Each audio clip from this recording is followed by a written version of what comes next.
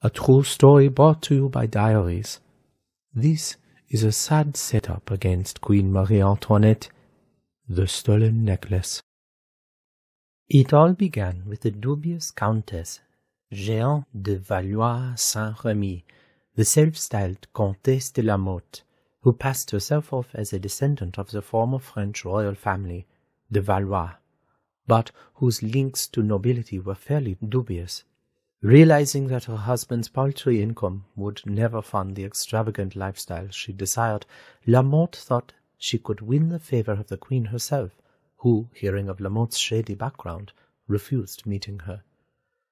Undaunted, La Motte took a lover, Rétaux de Villette, a soldier who served with her husband, and also, in 1783, became the mistress of the prestigious Cardinal de Rohan.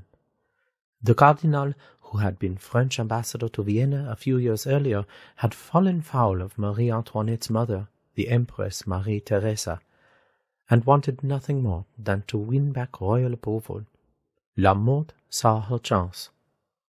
She discovered that the jewelers Charles-Auguste Baumer and Paul Bossange were trying to sell off an extraordinarily expensive necklace that had originally been designed for Madame du Barry, the mistress of the former King Louis XV.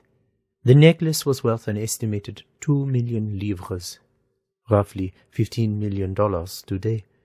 At the death of the king, the necklace was unpaid for, and the jewelers were facing bankruptcy.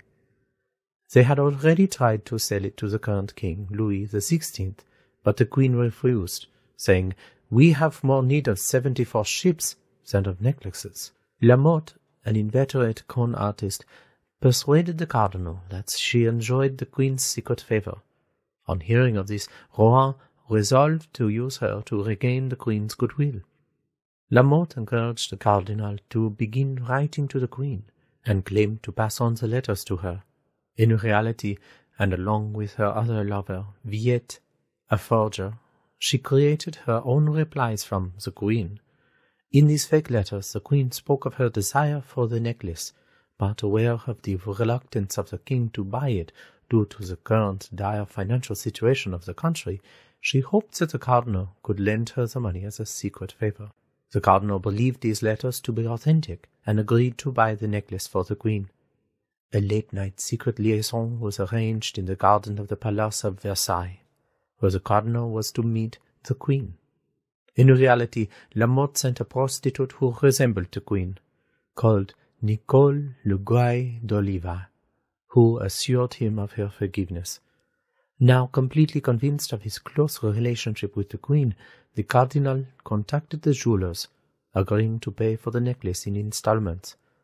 The jewelers were told to give the necklace to La Motte, who passed it on to her husband, who immediately began selling off the individual diamonds in London.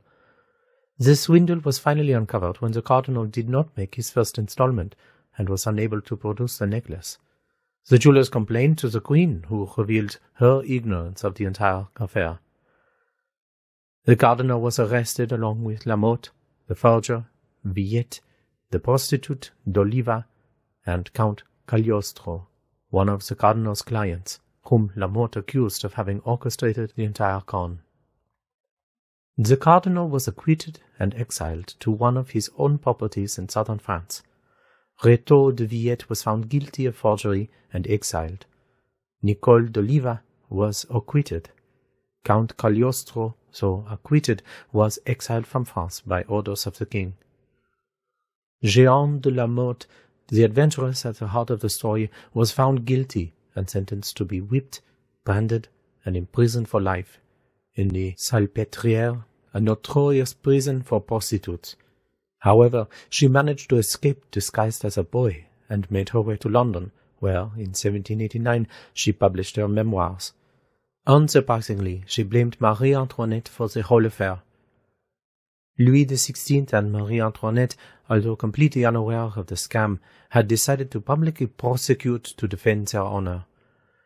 Unfortunately, this had the opposite effect, destroying the reputation of the queen, whom many believed had manipulated La Motte to wreak revenge on her enemy, the cardinal. The affair entirely discredited the Bourbon monarchy in the eyes of the people, and the queen's reputation would never recover from the incident. Only a few years later, she would face the guillotine, the dying symbol of the corruption of the ancient regime.